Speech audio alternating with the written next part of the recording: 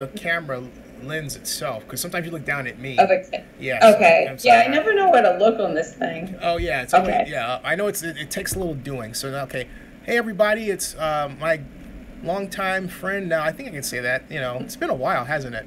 Yeah. Rubin, and I'm firing up the live stream as the folks come back in.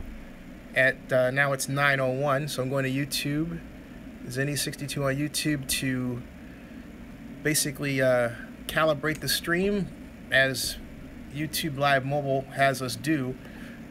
You can't really preset it unlike standard, but the dividends are worth it because the screen is really, really clear on this one, and you don't get the interruptions and perturbations that you get with standard live stream if you're using like Wirecast.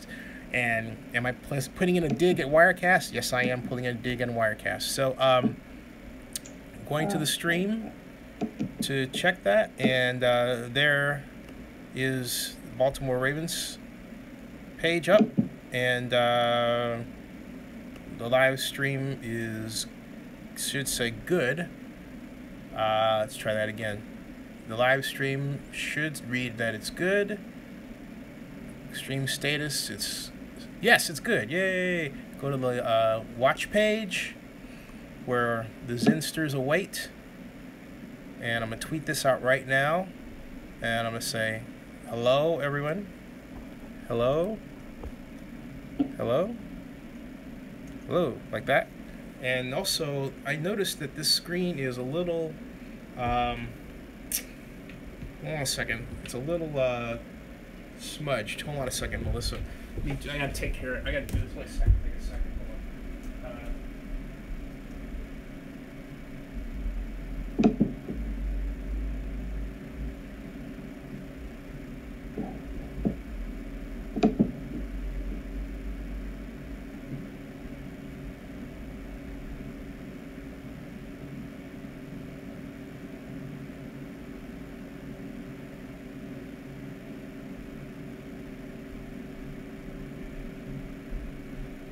Okay. Now, back, and string that a little bit there. Like that. And that's better. Okay, much better. All right. Now, I'm going to tweet this out, and we'll be on our way. So, let's see here. Give it the thumbs up. And then go to Twitter, go here, and Ravens, and then hashtag NFL. All right, that's HFL, NFL, NFL. I don't know what HFL is. No. All right, now. Anything. Okay. Hey, Melissa, how you doing? How are you? I'm good. How are you? Outstanding. I am ready to talk Baltimore Ravens and quite excited. And so, Melissa, first of all, my question to you is, how did you become a Baltimore Ravens fan? Born and bred in Baltimore. Yeah. And was young when the Colts were stolen in the middle of the night. So basically didn't have a team. And so when the Ravens came, it's like, okay, we have a football team again. This is really exciting. And so started rooting for them. Became a fan like instantly. Wow. But it was like there was a learning curve because I didn't really grow up watching football. So I didn't really know a lot about football. So it took a little while. What was the moment where you got hooked? In other words, you knew, offense and defense and pass and all that stuff. I mean, we all went through that. No one's born knowing football. Right. I mean, it actually took a while because I honestly, I didn't watch it. I wasn't a hardcore fan in the beginning. And even, shortly after the Super Bowl, I wasn't watching all the time. And then I don't really know. I had started going out with friends. We would go out on Sundays and just watch football. And so the more I watched every week, the more into it I got. But, basically having to learn the game, and I didn't really know all the rules. And I mean, it's like I know a lot now, but there's a lot I still don't know. There's always things that come up that I don't know, and weird penalties that I'm like, what just happened? So I can't really pinpoint exactly when, but I know it wasn't even right after the Super Bowl. It was probably even like past that I really got into it. And now you're a season ticket holder. And no. Oh, you weren't. Okay. No, I have not been. Oh, which is kind of nice because I get to pick and choose the games that I want to go to. Yeah, but you've been with Terrell. Well, when I say you've been in photographs, I think you went on a cruise or something like that, or no, or it was what was it where you were doing something with the Ravens? You had, or just different fan events or something like that, like. Well, I did. I've done some road trips, and I have gone to some Ravens events. Like they'll do like a spring festival, or they did like a draft day. Right. That's a event exactly. This year that I went to. Yeah. They do some in the fall. They'll do a women's night where it's a Monday night, so that's kind of fun. Just just being at the stadium, and they have just special stuff for women, and there are players there, so sometimes there are chances to meet them. Yeah. Hey, I'm curious. You said, what do they do for Women's Night? That's interesting. I didn't even know they had that. I mean, do they have? I mean, how do they? Is it clinics or something? What do they do? Curious. Well, they have it at the stadium, and basically it's like they will have things on the field where, like, the other year they had they played games. So they had. I'm trying to think of the games that they played. Like, I think one of them was sort of like a trivia game about Ravens, facts and players and that stuff like that. So they would pull some people from the stands, and then they'd have the players up there.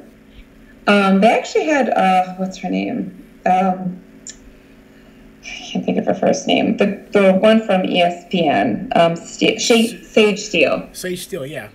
Yeah, she was there this past year, like as the MC. She interrupted my dance. I had to tell this story. In fact, my viewers are, hey, John Mark, say hi to Melissa.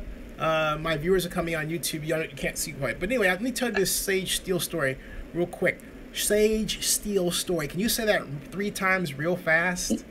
I was at this country western bar and restaurant in San Francisco, believe it or not. It is a country western bar and restaurant in San Francisco. And it was for the Bleacher Report Super Bowl party that I got into, thanks to Jason Cole, I might add, because it was a little tense outside. That's another story. They're a little weird. But thanks to Jason and his basically saying, hey, look, why are you treating my friend like that? Are you guys racist? I got in. So it was a horrible story.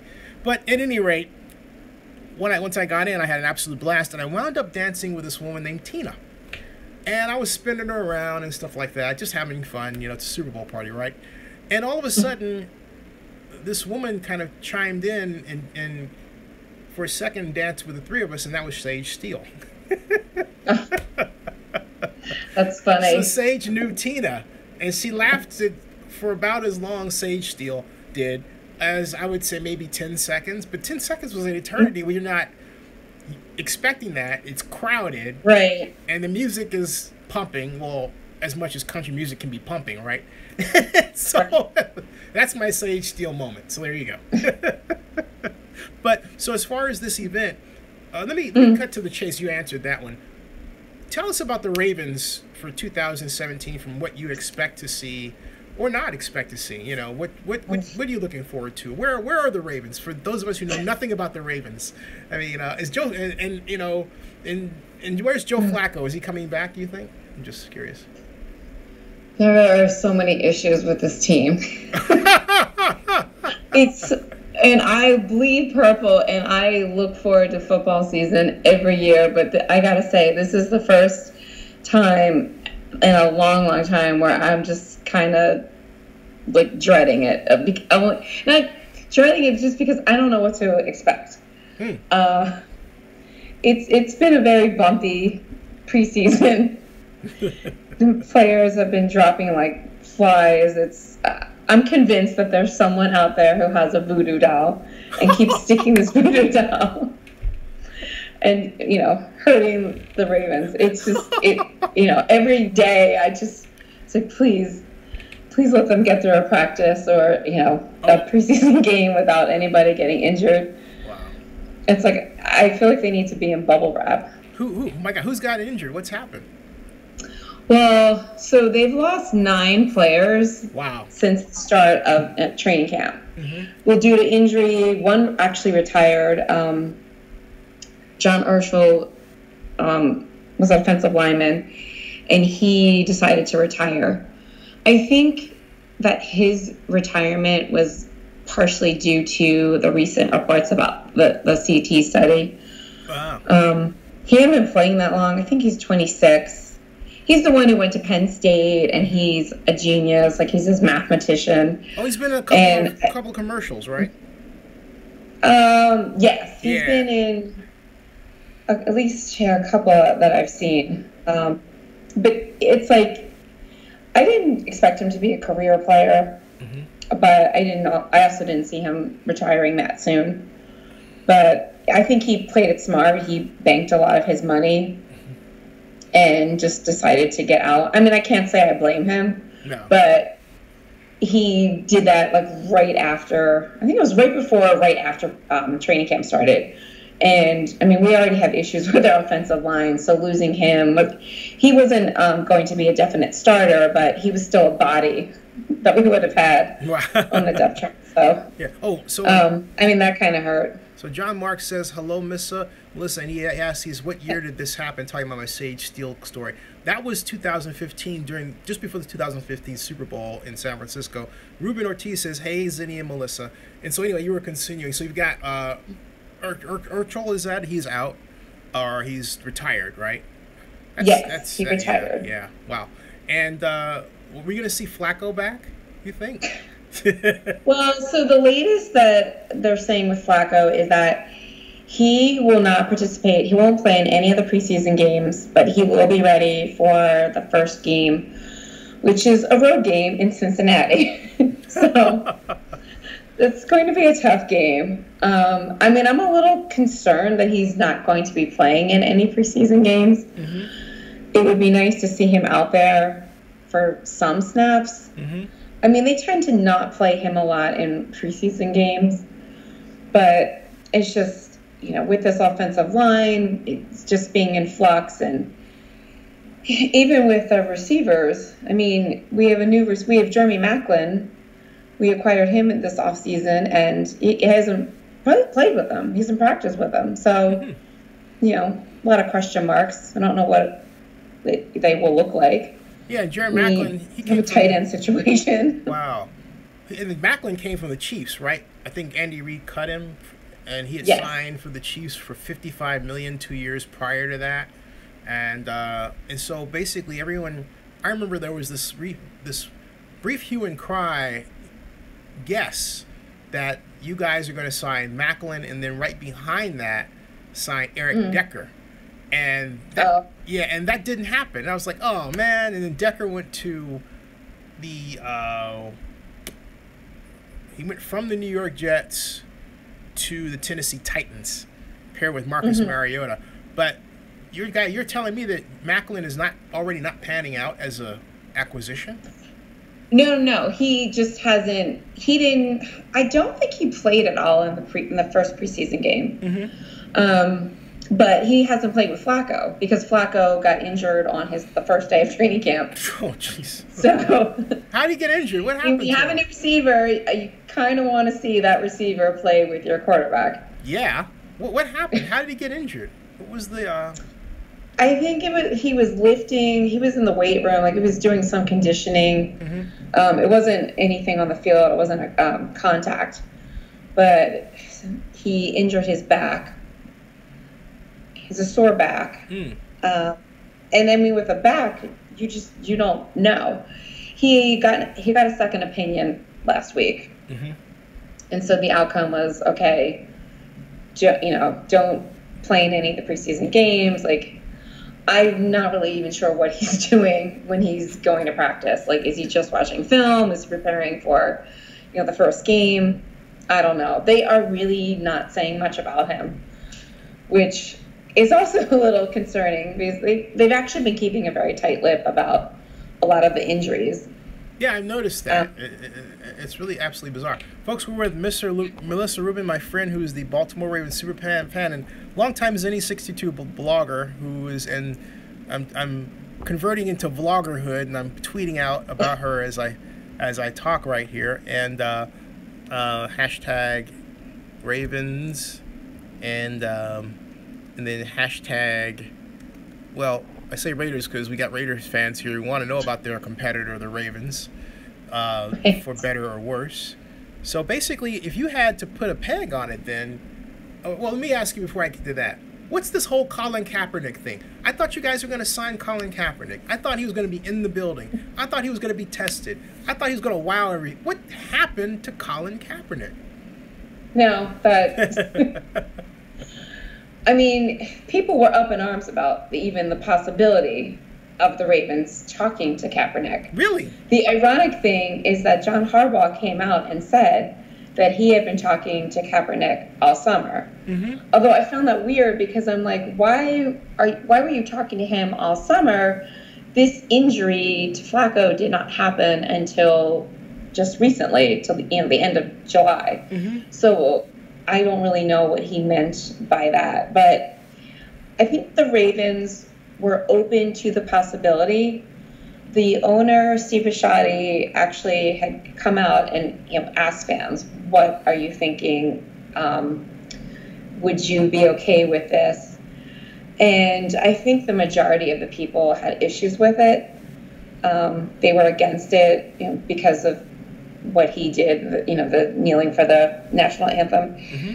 And the ironic thing is, after that preseason game last Thursday against the Redskins, and when people saw Ryan Mallett play, I think they forgot how bad Mallett actually is. Mm-hmm. This is my theory. Uh-huh. Because Friday on Twitter, I saw so many Ravens fans tweeting about Kaepernick. Mm-hmm. Like, please sign Kaepernick, just sign Kaepernick. They were, just shouting out and wanting them to sign.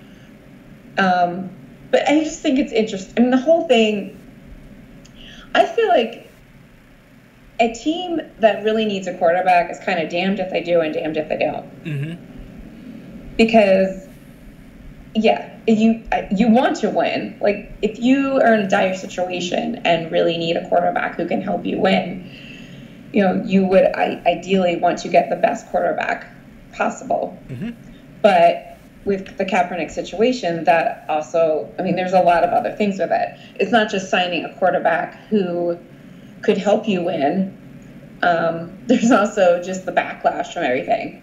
There's fans who may boycott. There's a lot of people who said, if you sign Kaepernick, I'm not going to be a fan anymore. I will be done with you. Wow. And then I think that also there's sponsors, and it's a business, mm-hmm. so they don't want to lose money. They don't risk losing money. Right. Because people advertisers and businesses may decide to not sponsor anything or pay for advertising, and that's a concern too. I'm curious, when you say that, is it from your observation that a majority of Ravens fans are against Kaepernick as opposed to for him, or the opposite? I don't know, because I kind of go back and forth on this, because I almost feel like it's split in half. Mm-hmm. Well, especially after Thursday. Mm-hmm. I feel like what I was seeing, before I would see on Twitter people saying, no, don't sign him. We don't want him. He doesn't deserve to play. Mm-hmm. People just really going off about it. But then after Thursday, a lot of people had a different tune. Help us. Help us. Do you want a quarterback who, we don't know what's going to happen with Flacco. They're keeping, everything under wraps. They're saying one thing, but my thing is, I don't really know how much stock I put into what they're saying, because we've gone through this before. We went through this 2 years ago with Rashard Perryman, who's a wide receiver. Mm-hmm. and that was his rookie season. He got injured in training camp, and they kept saying, well, he'll just be out for a little bit. Then they kept changing their tune, and like gradually over time, it was like, well, he's going to be out a little bit longer than we thought. And then he never played. He was out that whole first season. Wow. So I don't know. Are they sugarcoating this and just saying, well, he'll be ready for this game? I mean, my concern is, what if he's really not ready for this game? Or what if he plays and he gets hurt? Mm-hmm. Then we have Ryan Mallard, and that's not a good situation. So, I mean, a lot of it is like, we don't know. Time will tell. But on the flip side with Kaepernick, even let's just say they signed him or any team signed him. Mm-hmm. He hasn't played in a while. So we don't know what he would actually be like. And that's another big question. Who's the current offensive coordinator? It was it Morningwig, or who is it now? It's still Martin. It's still, oh, I'm sorry. It's just kind of, yeah. I mean, nothing. Well, they've gone through a lot. Yeah, I used to be a Morningwig fan way back in when, and I have nothing personally against the man. It's just that I feel the game has caught up to his coaching style as opposed to well, that begs the question, who's the state of the art? And I'll just have to bluntly say, I think Jay Gruden represents the state of the art. And I don't like the way Jay Gruden handled RG3, although I understand in retrospect that RG3 had his own issues, okay? But, but one thing that endeared me to Jay Gruden was at the NFL annual meeting, Jay Gruden said to me, and it was said in response to my question about it, that he agreed that high school and college football was actually more advanced than the NFL. The innovation was starting there. And what that told me, because what that told me was that he was paying attention to the game at that level, as opposed to a conversation I had, this is all on video, with Mike Mayock of the NFL Network in 2009 at the NFL Draft, where I asked him at the Chelsea Piers Luncheon if the NFL had, in a sense, taken a back seat to the innovations at college and high school level, and he looked at me like I crawled out from under a rock. And his statement essentially was that it's not because the NFL has more time to work on something. But my question wasn't how much time a coach and a team has to work on a scheme. It's what scheme they're using, right? It's a gulf of a difference. And I don't like to challenge a person on video. I like to give them their platform, as you know. So I didn't do that. But in the back of my mind, I'm saying, oh, that was an awful answer. I don't think he really gets what I'm saying. Whereas Jay Gruden got it right off the bat. And so that's why, in that context, that I say Jay Gruden and also Andy Reid, the Kansas City head coach, more than his offensive coordinator, was Doug Peterson. Doug Peterson, who became the head coach for the Eagles, just outstanding offensive guy, you know? Those are the people I hold up as the model. So that's why I put, I'm not saying anything personally about Morningwig. He hasn't, said anything bad about me. I'm not trying to say anything bad about him. It's just the style. I mean, I don't know. What do you think? I mean, because the question that I always get here is Joe Flacco an elite quarterback? And he's got a ring. That's how I look at it. He's got a ring. He's got a ring. Am I wrong? I think we've talked about this before. Yeah, we have. Talked about this the last time I was on. It's the ongoing. It's the ongoing discussion. It is the ongoing discussion, and it makes me crazy. And ironically, I just saw there's a new commercial for this season. It's I think it was for Doritos, but they're doing like these lucky bags, and so they have Joe Flacco. I watched this online today. You have Joe Flacco, like, the bags are coming on the conveyor belt at the factory, and he's like talking to the bags, like saying something about like being elite. Like, you're elite, and you're elite, and you're elite. And I'm like, oh God, this commercial is just gonna make people talk about him again. And of course, hilarious. This commercial's coming out, and he's not even playing right now. So basically, he's talking to these inanimate objects, trying to fire them up. That's what. It's kind That's of hilarious. it's a weird commercial. I didn't like the commercial, but it's I think I don't know if like every team has one for their because they have the bags for every NFL team. So it's just one of those like gimmicky things. Like you throw your team logo on it, and people want to buy it. But I don't know if I don't know the backstory behind it. I don't know if there's anything with these lucky bags. Like, are they putting something that you could win? Whatever. It's like the Willy Wonka golden ticket thing. Boy, Willy Wonka's that's got to be one of the most enduring names in American culture. But I digress.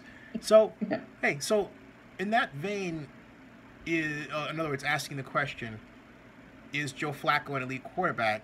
Is John Harbaugh an elite NFL head coach? I mean,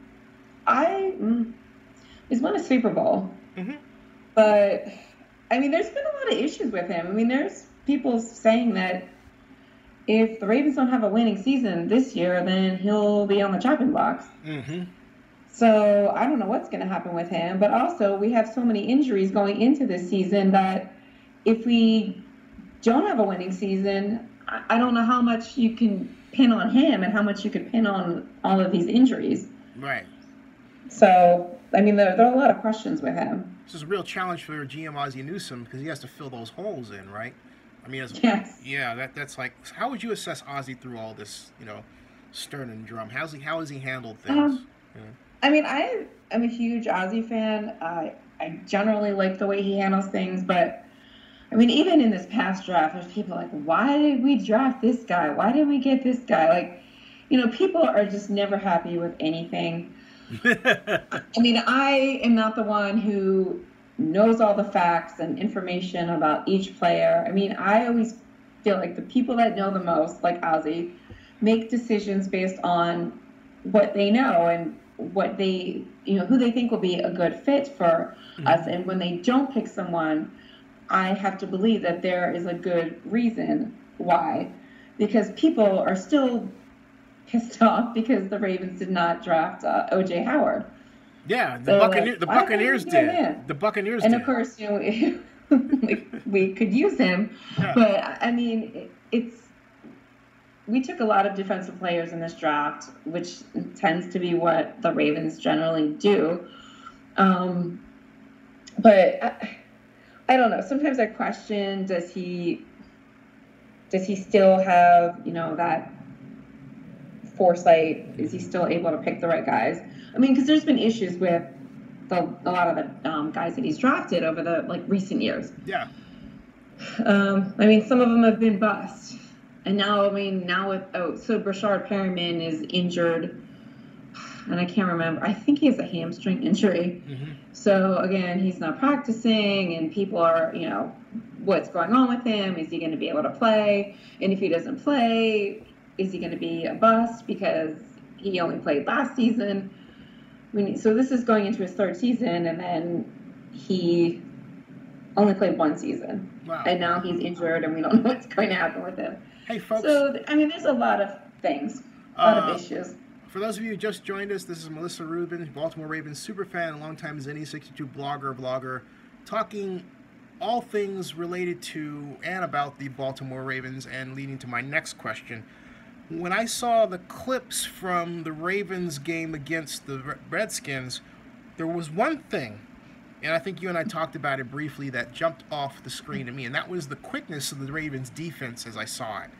Do you think that's possible? That might be the Ravens' saving grace this year?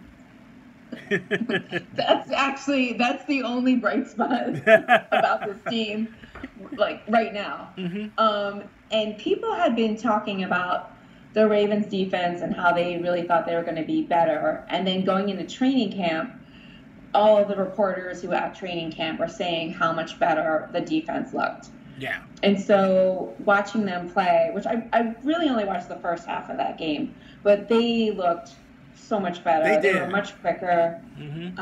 I mean, they really beefed up the defense. I mean, we acquired some new players. Like the secondary is much better. We had a lot of holes in the secondary last season. So, I mean, I really am keeping my fingers crossed that at least the defense will hold up, and we will at least have one working part of the I'm team. gonna say something about that. I'm gonna go out on a limb and say that these Ravens are playoff caliber, strictly for the same reason that I called a friend of mine in 2000 and said, "Watch out for the Baltimore Ravens in preseason," because of the quickness off the ball. This team was scary quick off the ball on defense. The ball was snapped, they were in, and that's half the battle. If you can have a defensive Right. line that's in the face of the offense and up on them like that, right after it's in a multi-second, you've won the battle. And that's why I thought, wow, here we go again with the Ravens and their defense. Because I remind you, in 2000, you guys' offense kind of like was then too. Right. Exactly. This is like, oh my God, it was. And then you all basically came to the Coliseum. I was at that game, and Shannon Sharp caught a 96-yard catch and run over the middle, and the rest was history. Right. And I still, to this day, cannot believe I saw that. I can believe I was there, of course, but oh, that hurt so very much. It really did. So it's looking from afar. How do you see? I mean, maybe ask you an entirely different question regarding the Raiders in the NFL. Given all the stern and drum with Kaepernick, the anthem, CTE, where do you, as a fan, what do you think of the NFL in 2017 going into the season as a fan, from what you've seen? What's your view? Uh, I see a lot of just some chaos. Mm-hmm. Like it, I've noticed even people's reactions to things just a little bit different. I mean, and they say that ratings have been going down, not as many people go to games. So I don't know, like, is that going to change or continue to do so over time? Like, will people stop going to games or not watch as much? Like, how many fans will they lose? Right. For me personally, I mean, I see all these things going on, but I just, because I'm such a huge fan, I mean, football is my favorite sport. Mm-hmm. So it's been hard for me to have that type of reaction. I mean, I'm just still gung ho, but I mean, there are concerns. Same here. Same here. The CTE, and I mean, you wonder, like, down the road, how many players will develop it? How many players that are playing now, and even ones who have recently retired. I mean, we just don't know what the future will be. The whole thing with the anthem. I mean, Mm-hmm. I saw your team. The Raiders. Marshawn. What's his name? Marshawn Lynch. Marshawn Lynch. Yeah. Him sitting. And then I heard about Michael Bennett. Mm-hmm. He said he was not going to stand. So those are two big name players, and I'm just curious how many more will do that. I understand, if I read the headline correctly, I didn't read the article, that this whole Seahawks team is planning to sit for the anthem this year. Oh. That's what I thought I saw. I thought, Oh. whoa. Yeah, I mean, that's what I saw. It came up on my blog and said Seahawks plan to sit this year. And I thought, wow. And then, of course, Hugh Jackson. Really, I have not heard that. Yeah, Hugh Jackson, the head coach of the Cleveland Browns, who I personally know was a friend, said that he was for players protesting, but he didn't want his teammates to do that. Team members, excuse me. And I think it got construed by some African Americans as, hey, Hugh Jackson's being a sellout. So I sent an email to Hugh, and I basically put to him if he was aware of what people were saying, and he basically said he didn't care what the media put out there or thought. He says, come on, brother, you know how I am, you know where I stand, and or words to that effect. That's a hard tightrope, because he's being placed as the possessor of a giant bully pulpit as head coach. Giant. And second only to a few people like the president, among others. So he has to be careful of what he says, and I felt sorry for him in that. Well, not sorry for him. I felt for him, but I didn't feel sorry for him because he's making a lot of money. But it's like you can't feel too sorry for him. He's raking in millions of dollars per year that I would love to have in my pocket, and so would you. But the whole point is, so I'm feeling sorry for him as much as a fan of his can under the circumstances. But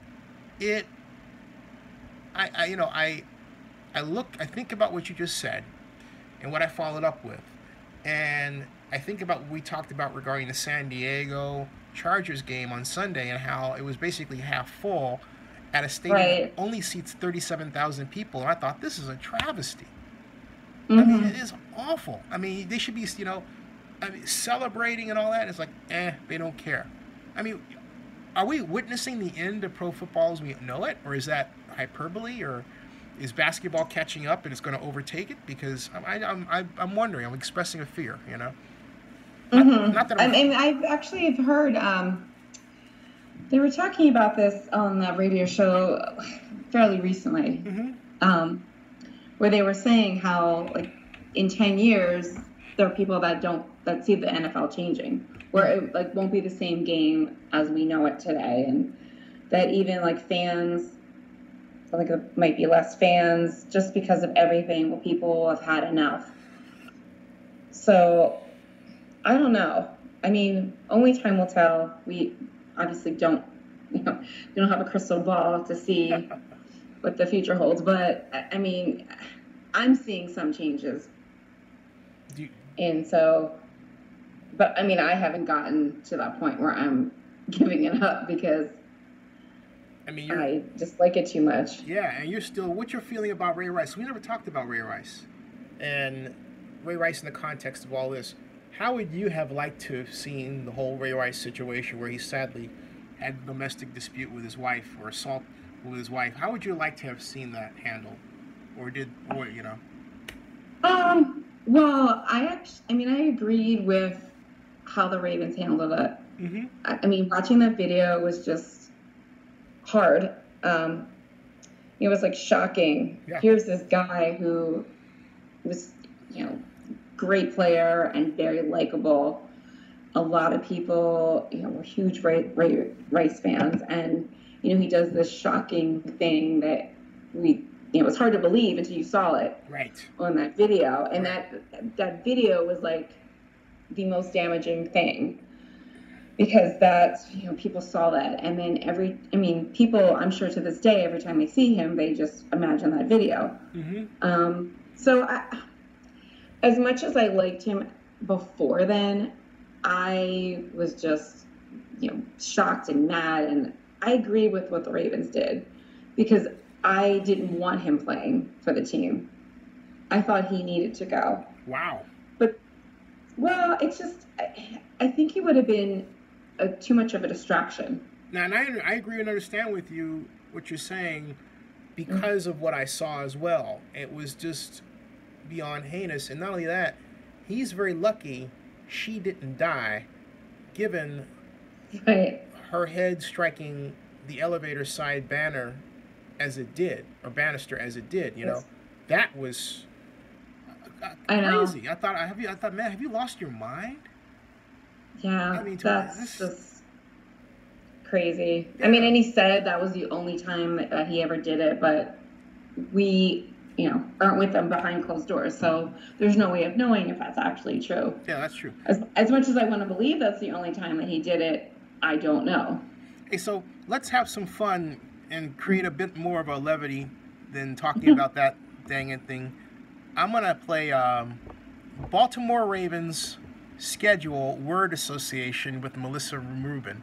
And what I'm going to do is I'm going to name the team that the Ravens are going to face during the regular season. When I name the team, tell me either if you think win or lose, okay? And then maybe whatever else comes to mind about that team.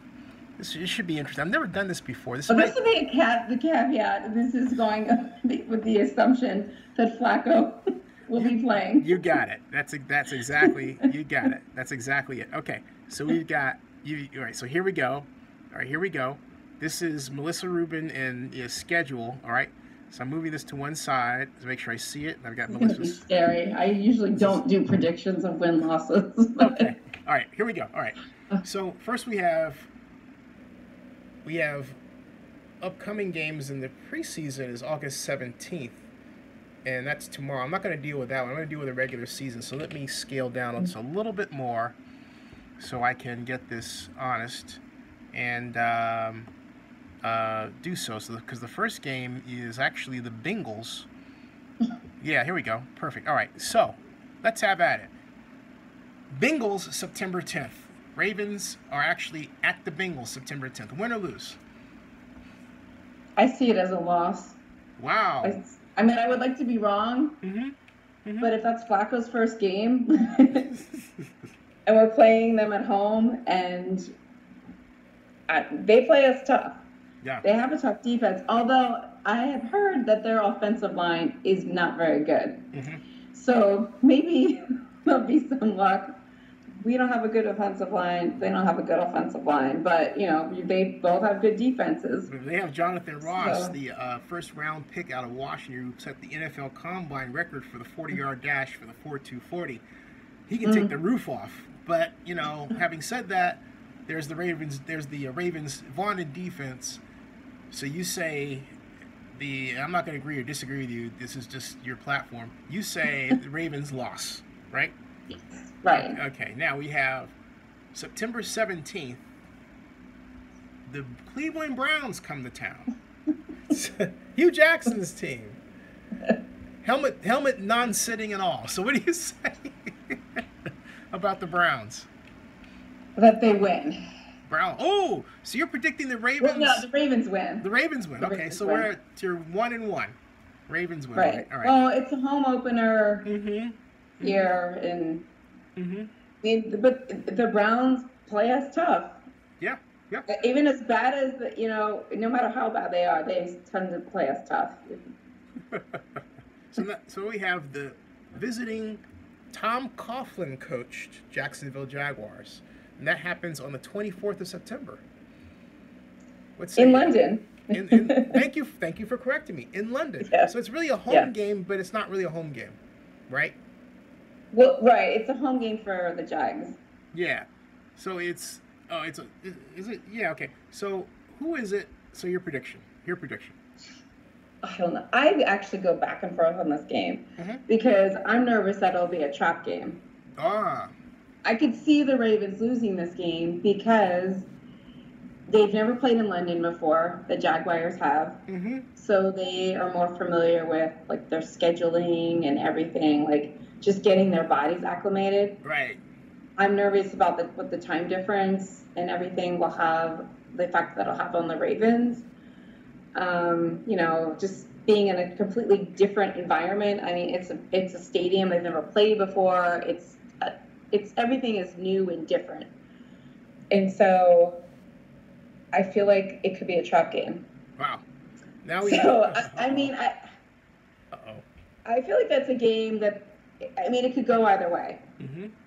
That they could lose or they could win.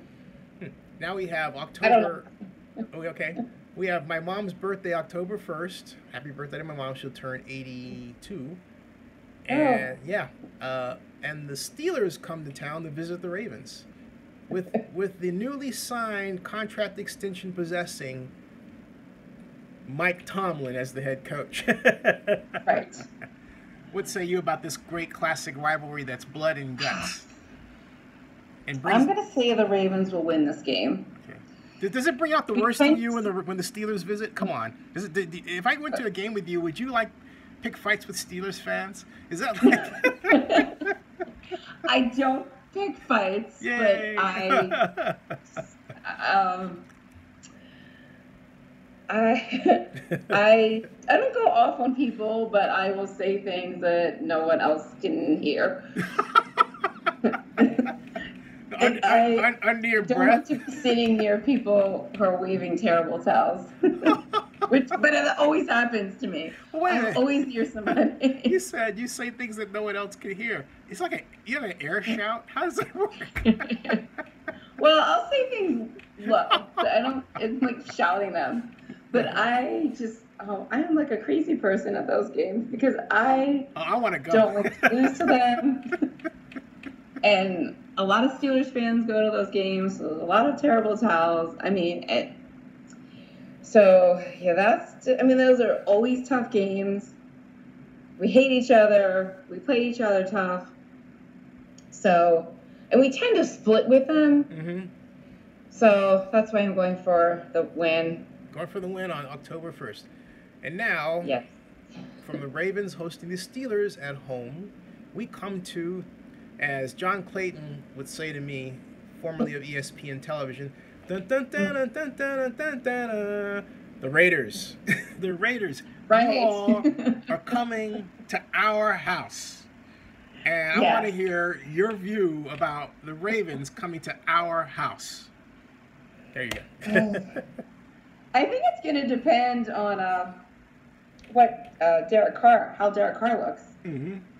And that's a tough one. Going to the West Coast is very tough.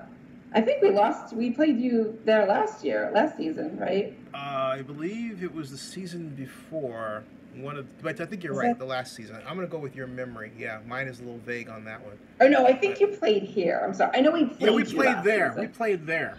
It wasn't at the Coliseum. We played in Yes. Baltimore. Yeah, and we won. Yeah. Yeah, we won. I remember that. We won. We played in Baltimore and we won. I remember that one. Okay. So, but you're hard because I also don't know. It also depends. It depends on what Carr looks like, and it also depends on what the Ravens defense look like. Mm-hmm. Because I feel like if they, keep up this, they're fast, they're dominant, they could win this game. Yeah. But that's just a tough call. So I'm not good at guessing wins and losses. I can But you know what? Who is? It's a 50-50 thing, right? It's kind of like you're either right or you're wrong on a game. And there's some people who know nothing at all and they just pick them. I mean, and so it's like whatever. And there are people like us who believe we're experts on the team and then feeling pretty good about our picks and we're like, we got it and we didn't. It's like it's very much like the lottery, sadly. But anyway, okay. Right. So we leave the Raiders in my hometown of Oakland. Well, my town that I live in currently. And then we go to my hometown where I was born, Chicago. The Ravens are traveling. You guys are on the road. You're traveling. Is that right? I stand corrected. The Bears are playing there. Yeah, it says so. The Bears are playing there. All right, Chicago Bears. What say you? I say the Ravens will win this game. Wow. Okay. So far we've got the Ravens winning the home games. You got them winning against the Browns and the Steelers and the Bears. You have, let's see, we go back 1, 2, 3, 4, 5, 6, 7, 8, 9. Is that right? Well, that's preseason. Let me take that out. Okay. 1, 2, 3, 4, 5, 6. So basically at this point, the Ravens would be a 500 team. 3-3. That's not bad so far. So far it's... So let's keep going, folks. We've got the Vikings. The Ravens are visiting the Vikings next on Sunday, October 22nd. Right. Thoughts? I haven't even been followed. I don't know. I'm going to call that one even? What's going on with that team? I'm going to call it even? Yeah, well, I would... They could win this game. They have a chance of winning the game. Okay. So then they would be 4-3 by that point, having went to the Vikings and beat them at the Vikings' new stadium. And then October 26th, we have the Dolphins hosted by the Ravens. I was about to say toasted by.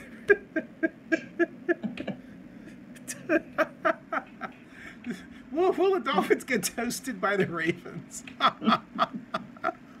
Toasted by the Ravens. Ironically, we're playing them tomorrow in preseason. So yeah, but the game should be interesting. Watching Jay Cutler.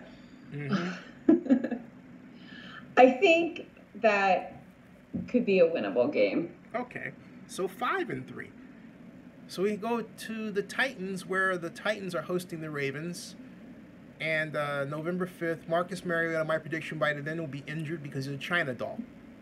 Oh, yes.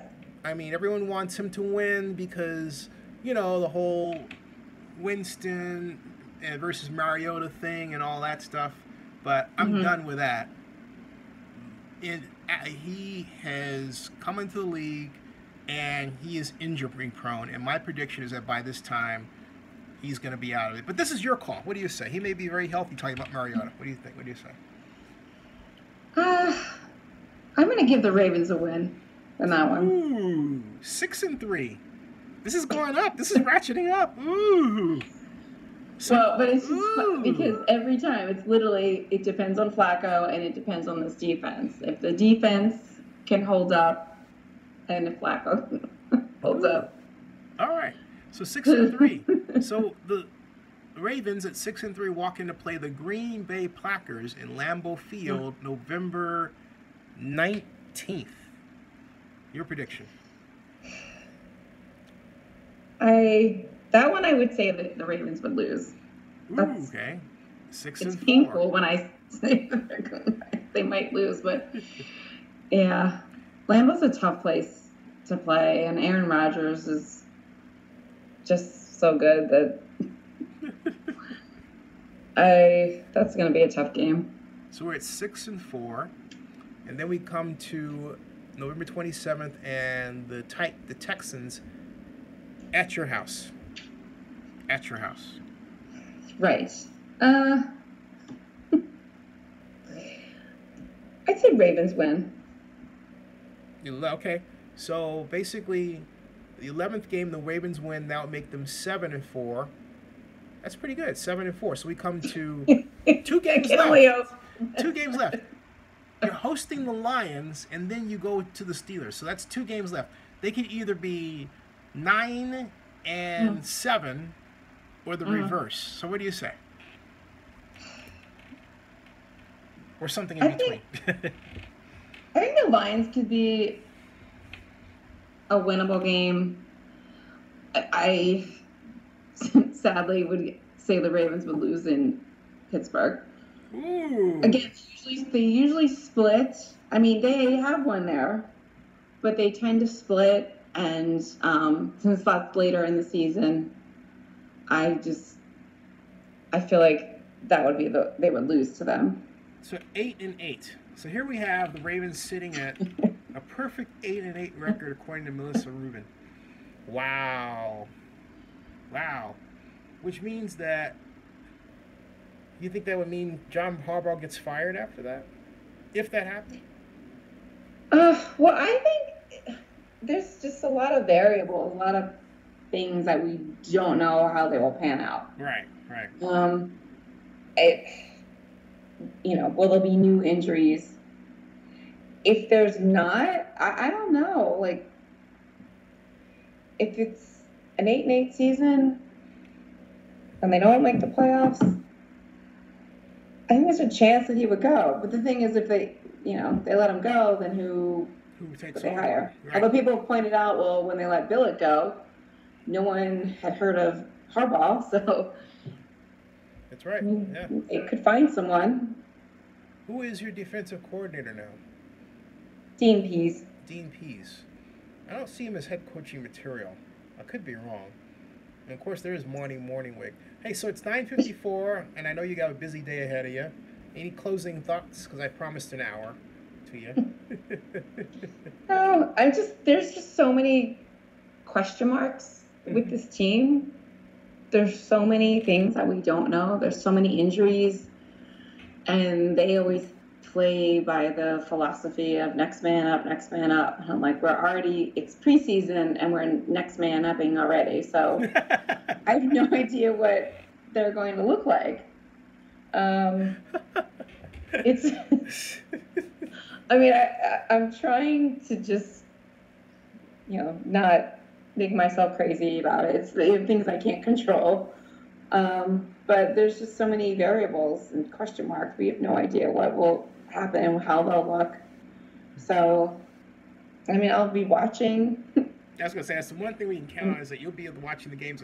When you don't go to the games, where's your favorite sports bar to watch the games at? I actually don't have one. Mm-hmm. I mean, I go out a lot, but there are times I stay home. Yeah. Because sometimes I just want to stay home. I want to hear like all of the commentating.